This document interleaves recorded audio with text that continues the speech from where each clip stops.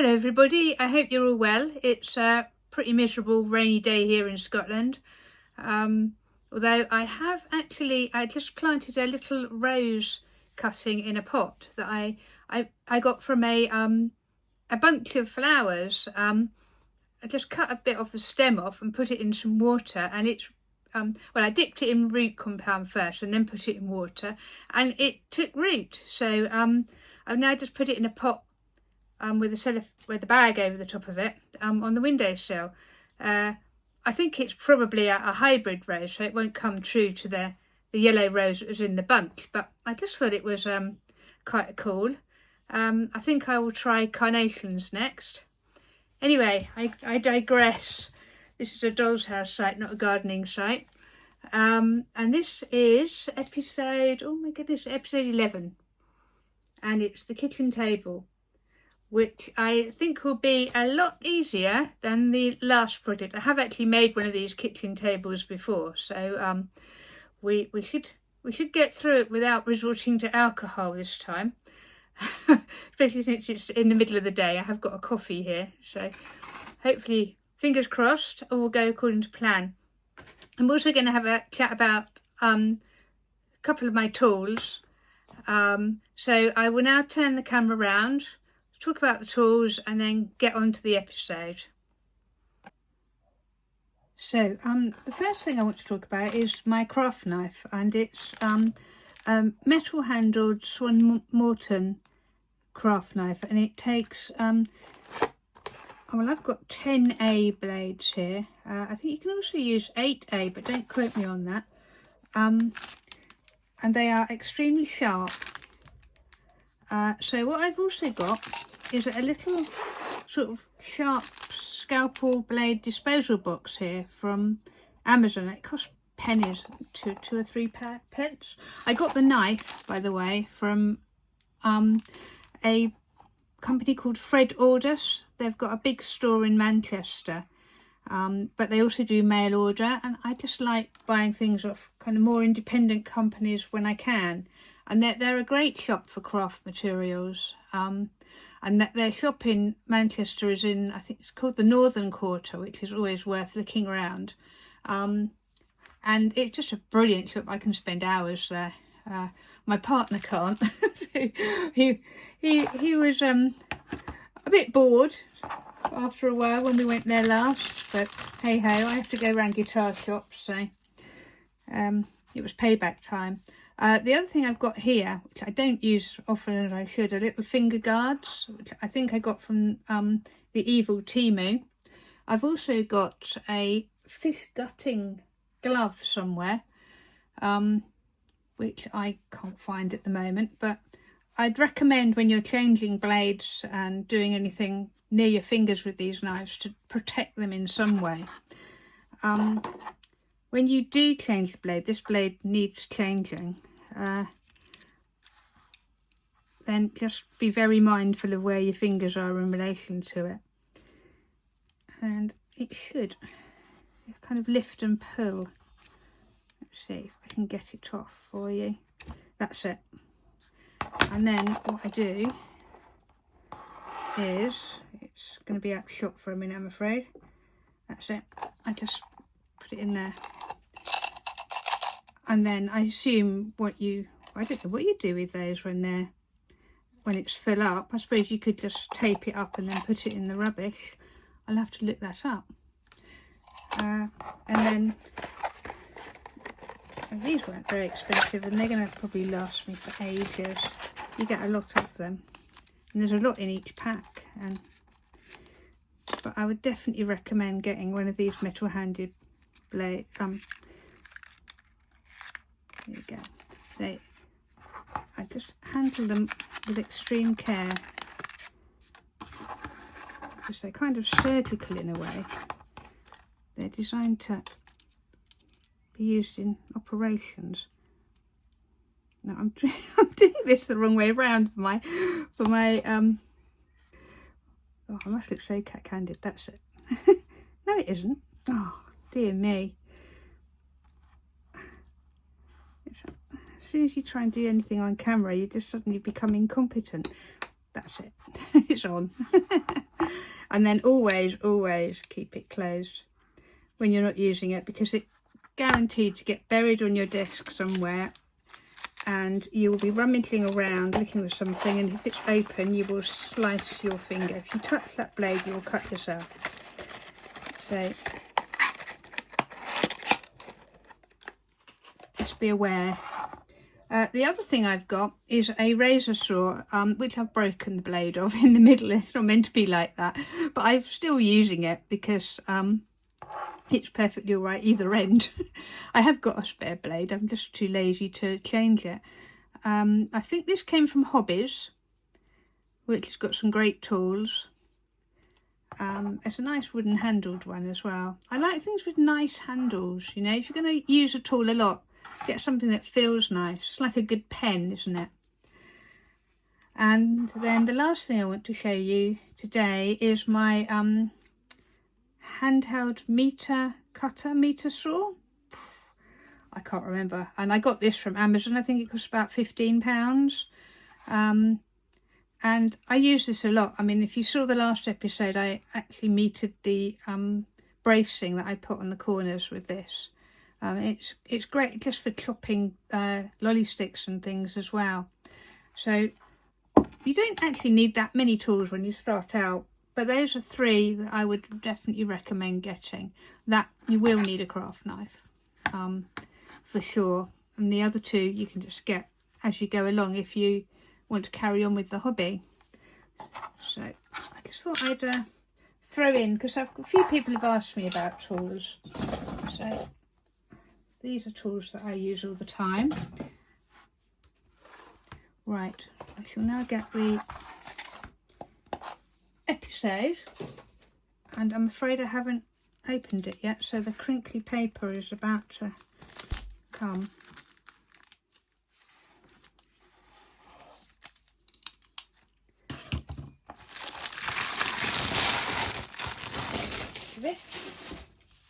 Here we go. So we've got the thing that tells us what it is. We've got the table itself. We have the magazine and the instructions.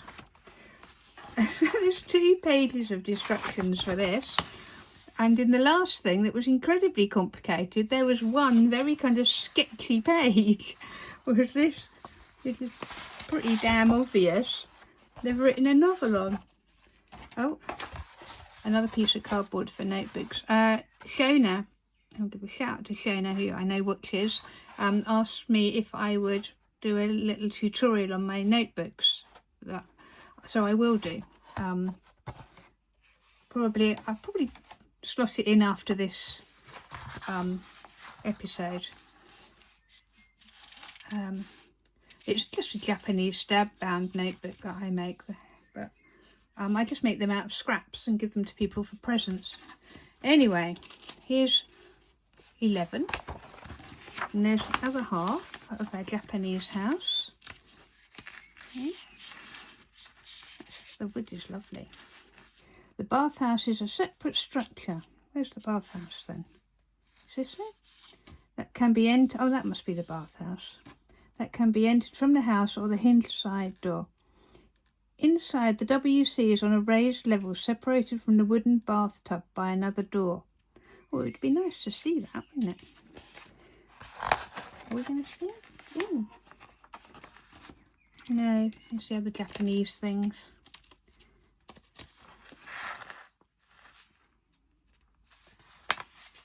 That's the nice thing about dolls' houses, is you can, you know, get to know about other cultures and other periods in history.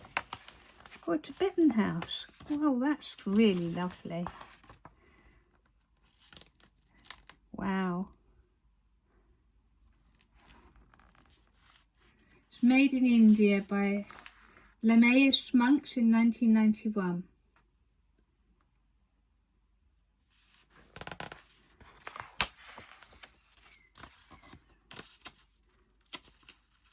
All the furniture made by the monks to furnish the Tibetan house is wooden.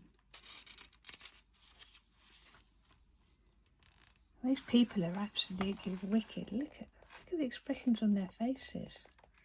They're brilliant.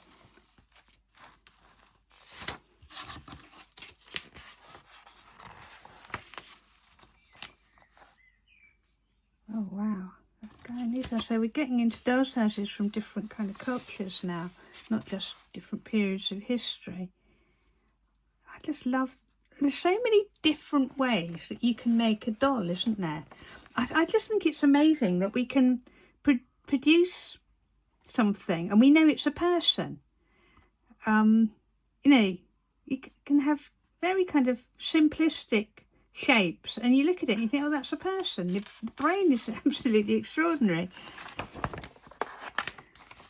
Container house. Oh wow, I hope my sisters are watching this, because my granny had one of those. That takes me back, that does. Goodness me, we used to put pennies in it and somebody would come round. I remember someone would come round and empty it and count the money and give my grandma a receipt. Goodness me. I might actually take a photograph of that and send it to them. What are the other ones? A house tin, a musical box,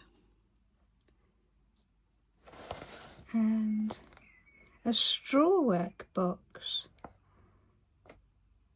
Represents the Capitol building in Washington, DC. They're rapidly becoming collector's items and are usually small and colourful oriental type houses.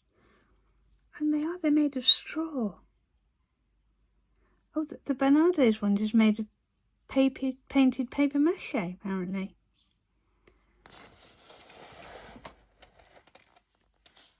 It says we're now on to the practicalities. If the dolls' houses in this book have inspired you to start your own collection, this is a practical section that will give you first-hand advice on where to start and what to look for, as well as tips on identifying miniatures. The hints on conservation and restoration will be useful if you already own a doll's house or plan to acquire an old one. And there's a Gottschalk house. Gottschalk house, I think.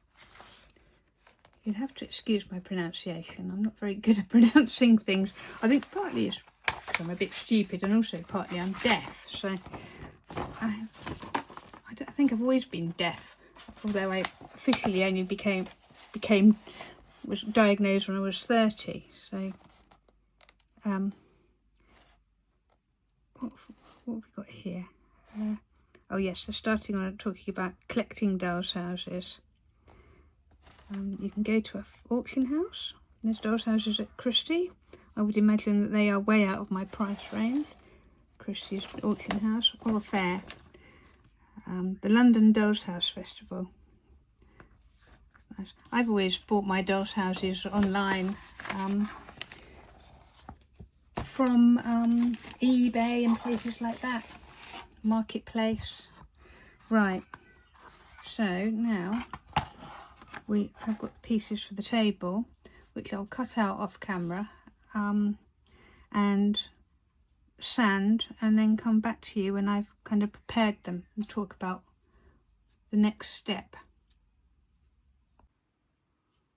So the pieces are now all cut out for the table, and then I succumbed to a fit of artistic angst.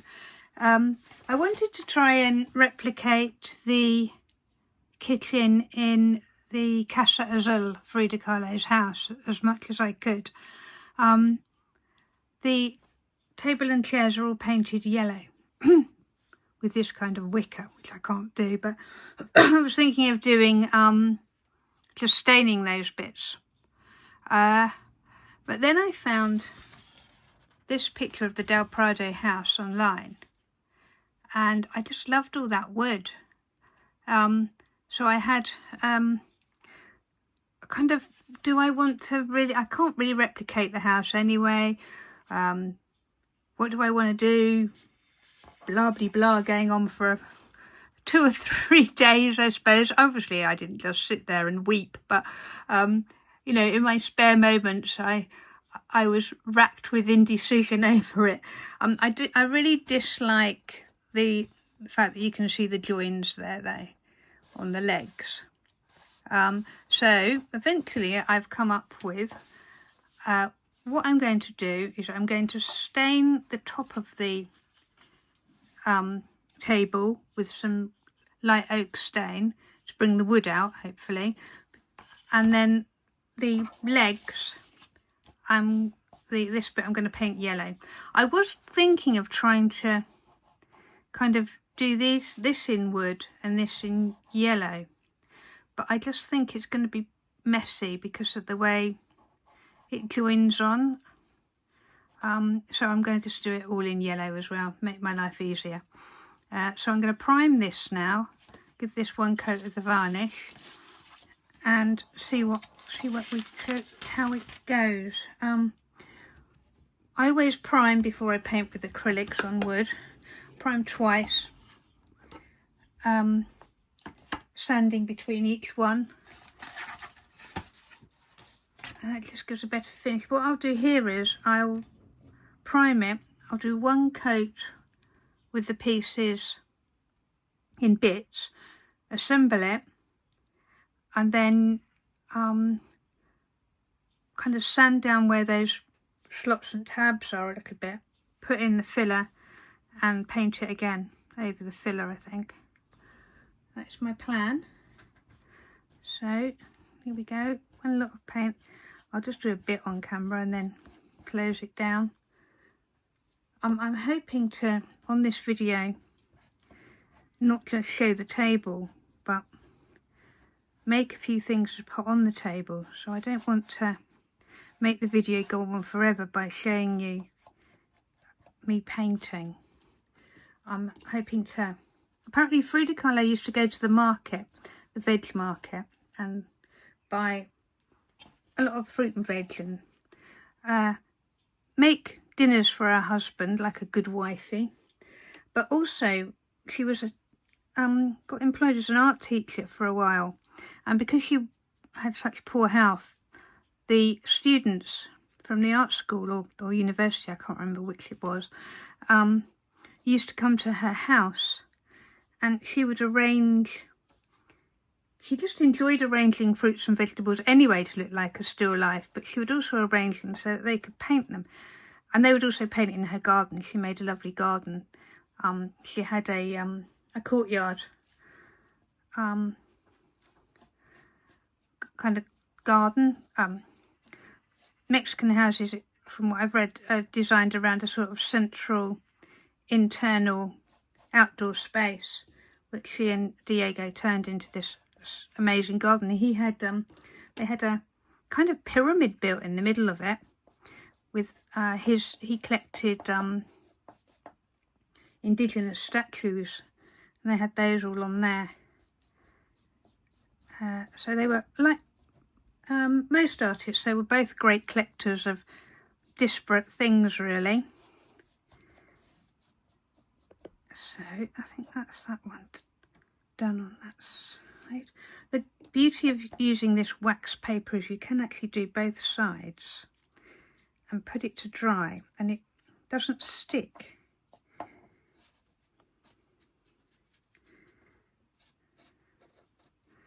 So that's that done. One piece primed. These nooks and crannies done. Try and get as much of where it goes over the seams, as it were. You get a lump. Try and brush that off as much as you can, but it does come off when you sand as well. Okay, so I will come back when I've completed the first coat of yellow, I think. So it's the next day, and I've painted one coat of yellow paint onto the legs of the table. I also filled in some of the little bits where the laminate had come off the sort of ply. You can still see it a bit, but I'm not that bothered. And now I'm going to glue this construction together. I'm using Alien's Fast Grab Tacky Glue. I've used it on little projects before. I've never used it on these bigger things, so we'll see how it goes. Now my theory is that because it's fast grab, it will stick pretty quickly, and that will stop the pieces sliding around so that I can then construct the whole thing all in one go, rather than kind of do two like that and wait for those to dry and then put it together. So we'll see. I should put some glue on this bit first.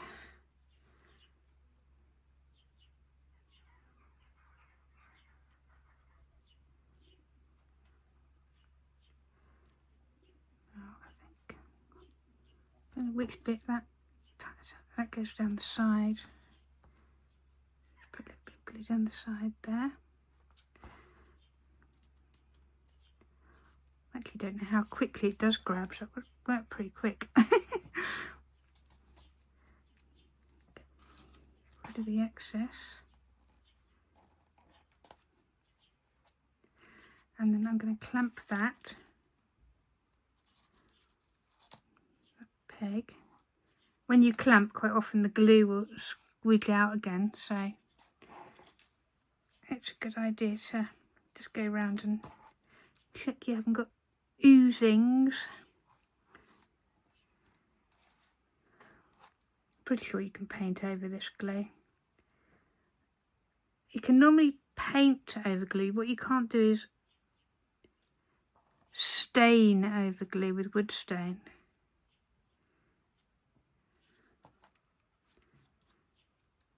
So that's one done. I am, when the glue is dry, going to go back and fill with filler these pieces here, joins, whatever they're called. Right.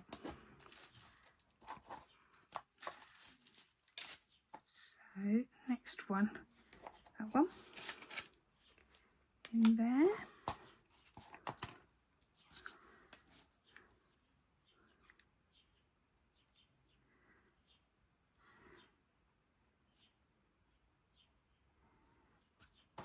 Where's that going down the side?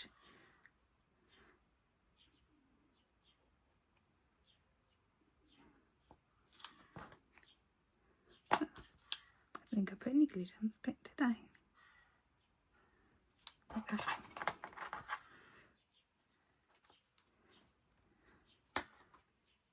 Let's see if I hold it, how long that will take.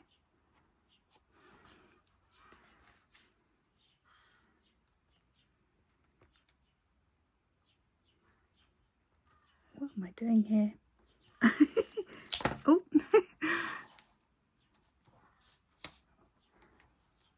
Okay, it's not as fast grab as you would really have hoped for, is it?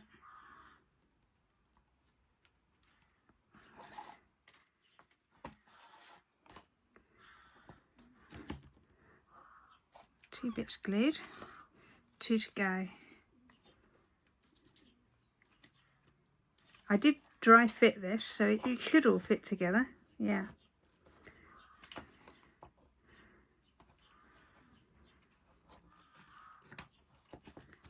One advantage of this tab and slot system is that it's quite sort of secure. It's going to go like that, so I'll just glue there. And that's a bit of glue on that bit there. And then the side. So you do get a little bit of time to work with this. It's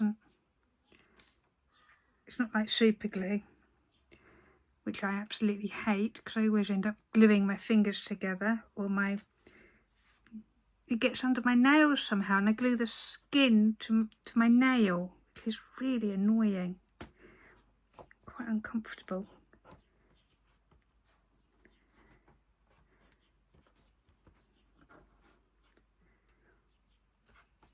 I'm having to squeeze that in to hold it in place. Oh, sorry, I keep going out of focus.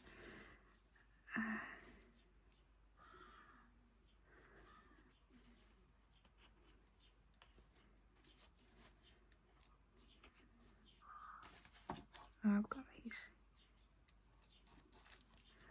I use a kind of mixture of commercial clamps when I'm doing stuff like this, and just pegs. And the other thing I use sometimes are the things you get to hold tablecloths on outside. They're quite good. But that's it. Okay. So now I think we just leave that to dry for about an hour, and then come back and we can start filling in some joins. So it's pretty well stuck now. I've got some wood filler in here. Wood filler, £1.99. I have no idea where I got it from. Probably a pound shop or somewhere like that. It's going pretty dried, so I've mixed it up with a bit of wood glue, and it seems to have reconstituted itself quite well. So I'm now just going to fill in all these annoying gaps that I don't like. I did this with the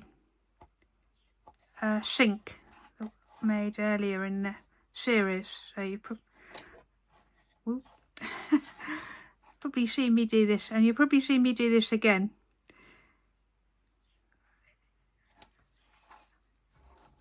It's these ones here I particularly dislike. I think I might need to stick a bit more glue in this.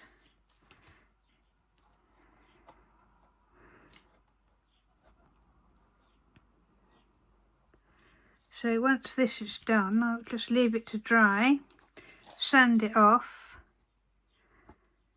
and then give it another couple of coats of paint. Yeah, I think I'm going to mix a little bit more of the wood glue in with that, because it is pretty dry. Come on, glue, you can do it.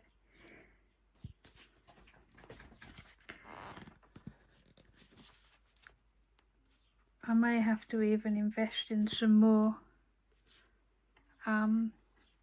wood filler, but there's quite a lot left, so I'd rather try and use it if I can.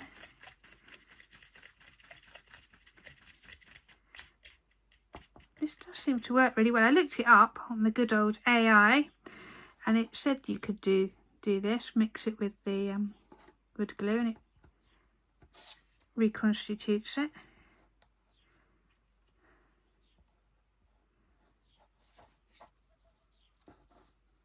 We've done that side. It's very easy to miss bits when you're doing things like this.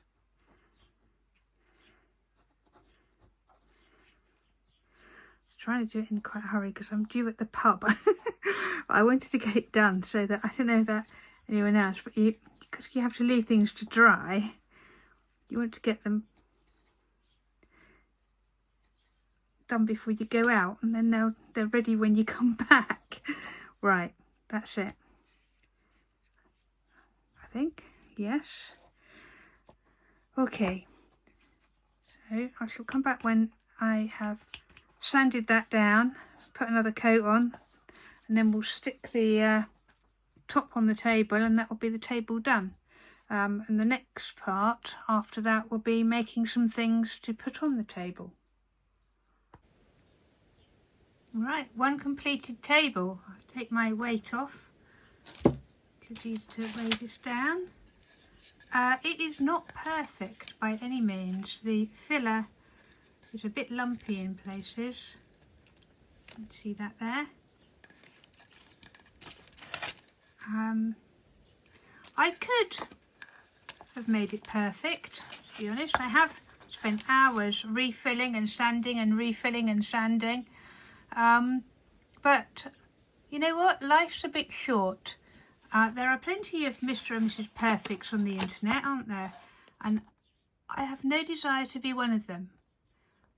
What I do want to do is make something that has an overall visual impact, without worrying too much about tiny imperfections. And also, I think, give people who have got hung up by watching Mr. and Mrs. Perfect a bit of encouragement, and realise that it's not necessary, and to just have a go and enjoy the process. Now what I'm going to do is clear my desk off, wipe it down, and get my Fimo out so we can start making stuff to put on the top of the table. So we are now on to dressing the table. First thing I did was I printed out some pictures I found on Pinterest, and I found this still life of Mexican food and cooking implements, and I thought I would rather ambitiously have a go at kind of roughly replicating it.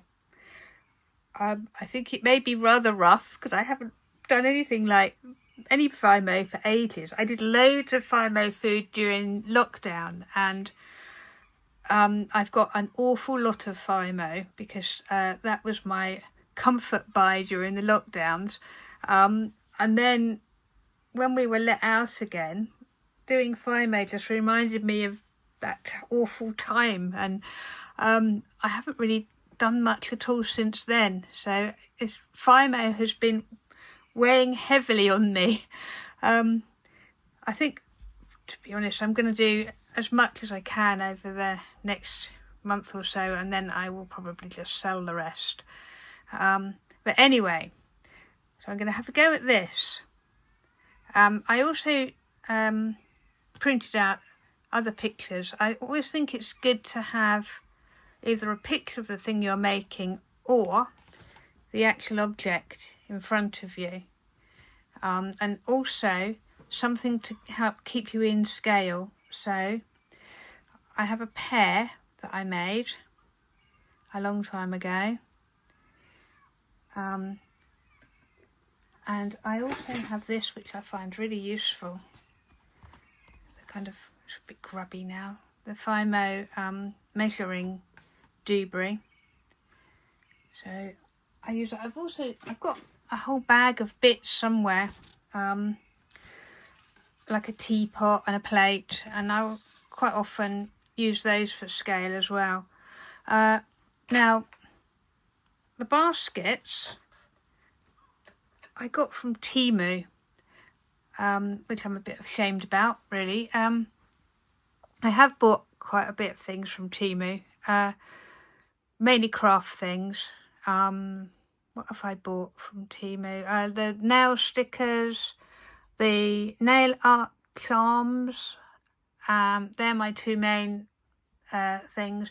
But also, I just put in Mexican miniatures, and I got these, and they're really quite nice. The one thing I don't like about them is they are all completely the same colour. So in a minute I'm going to try and jazz them up a bit so they don't look quite so plasticky. I'm not a fan of Temu in that I think it encourages overconsumption. It's not great for the environment, is it? Let's face it, flying bits of plastic all the way from China. The human rights record in China also concerns me. I read a book by Paul Thoreau about workers in China, and they actually have these big hostels full of people who've been maimed or in their factories, which they hide out the way. So, yeah, but, you know, like everybody, I get sucked in, and I can't say I'm morally superior because I do buy things and I buy things that are made in China. Everybody does, don't they? What I'm trying to do is cut my consumption right down, use what I have, and take the app off my phone, not get sucked in. But that's just my personal view. Other people have different views. Anyway, so I have these baskets, and what I tend to do, if you want to make something look more natural in my, usually yellow ochre, burnt sienna and burnt umber are great. So I'm going to mix some colours. These paints are really old. Just mix a variety of colours up and then try and dot them on those baskets and see what happens. I've never done this before. It may well be a total disaster. I'm just randomly mixing colours here. A brush to mix them with. That's very dark, isn't it, that one? I wanted a lighter colour, really. See what I get with this. They're not very appetising looking colours. I won't say what they're reminding me of. Right, let's try this. Put a bit more of this in here. See what we get this time.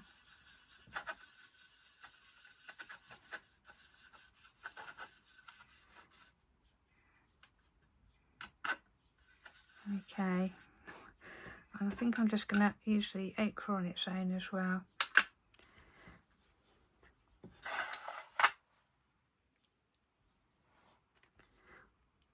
Right, and I've got a detail brush. I don't really need to do the inside because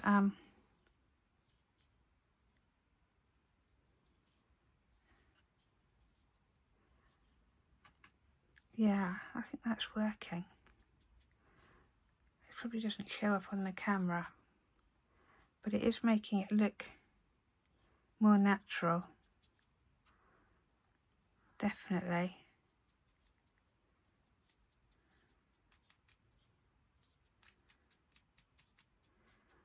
I mean, I would imagine these have been 3D printed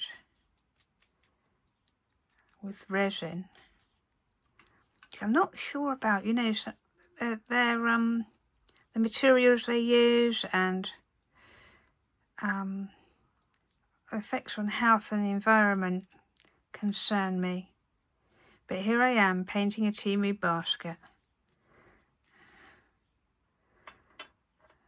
Let's see if I can just get... What I really wanted to do is just dab different colours onto it, give it the illusion of sort of depth. You're not actually going to see much of the inside of the basket because I'm going to fill it with avocados or things that I'm supposed to... So, right, if I just use another colour. Is it going to... No, I think what I'll do is leave that to dry and then go back over it and dry brush it with another colour. But it is looking... definitely looking slightly less plasticky now. Right. Let's see if I can do a darker colour on. See what happens when I do a darker colour on this one. Oh yeah, that's nice. It's very difficult for the camera to pick this up. I mean, the thing is, if you try this and you don't like the colour, you can just wash it off, you know. So it's not a total disaster. I reckon it would come off pretty easily. It's water-soluble paint. Yeah, and if you take it off when it's still wet, it'll be really easy. It might be a bit more of a struggle when it's dry.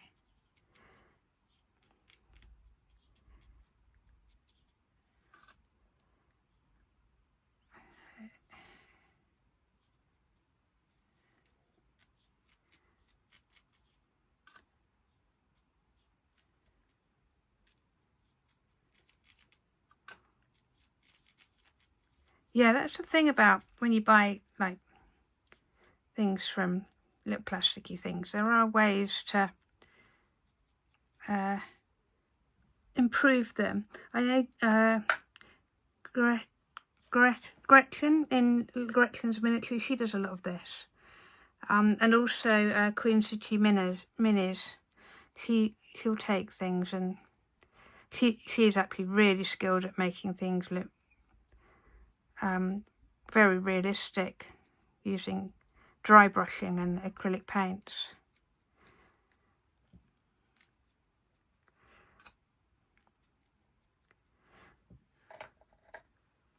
Yeah, there's definitely got a lot more depth to them now. So, oh gosh, that's 10 minutes already. So I will turn off and carry on with this, and then we'll get on to doing the Fimo. So I've started with avocados. I've mixed up a kind of, as near as I could get, green to avocado. I used this green and a tiny bit of brown. This brown here. And I rolled it out into a cylinder that was about 5-6 millimeters wide, and cut 1 centimeter sections of it. This real avocado here is 12 centimeters long, so I just thought 1 centimeter. The avocados in this country are pretty small compared to the avocados you get down in Arizona, and then therefore presumably Mexico. I've only ever been as far as Arizona, and their avocados were amazing. So the fact that they're a little bit big looking to me is they're Mexican avocados. You can see there's the pear. But pears are quite small compared to quite some avocados. And then basically I roll it into a ball, and then on one end, it's difficult for me to show you, I just roll that bit out to make the stalk. And then you have that shape, like a teardrop shape, essentially. After that, I get my toothbrush and bash it all round with a toothbrush.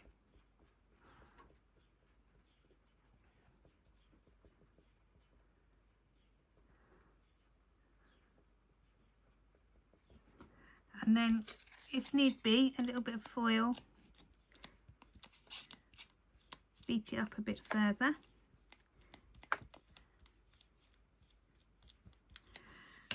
And if you look at the real one, I'm getting in my own way here, it's got a little brown stalk at the top. So with a pin,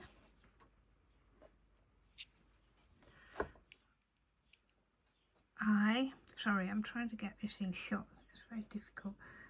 Get a tiny bit of brown. Put it on the end and then mash it with the pin. Actually a bit big, but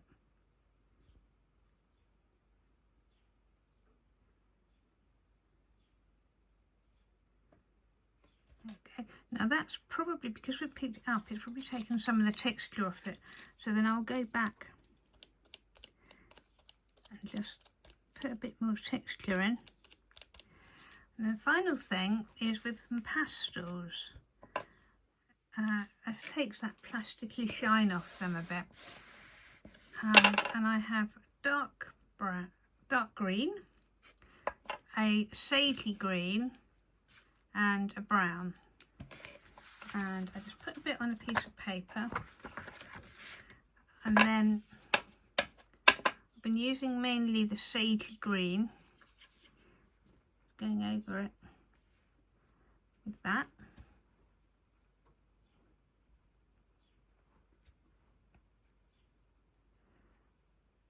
And then with the brown, just kind of a little bit here. Oh dear, that's a bit too much brown. This one's a bit overripe. I mean, the thing is, when you arrange them, you can arrange them so that the best features are showing in the basket. There you go. So I will carry on with these avocados till they're done. And I think I'm going to finish this video here, and I will do a separate video for the rest of the fruits and veg, because this video is getting quite long. And also the angle of the camera is a bit dodgy. I need to think about that a bit more before making any more fruits and veg. So I'll stop now. Please do like and subscribe, and hopefully you'll be back for part 2 of the FIMO Mexican fruits and veg. Bye.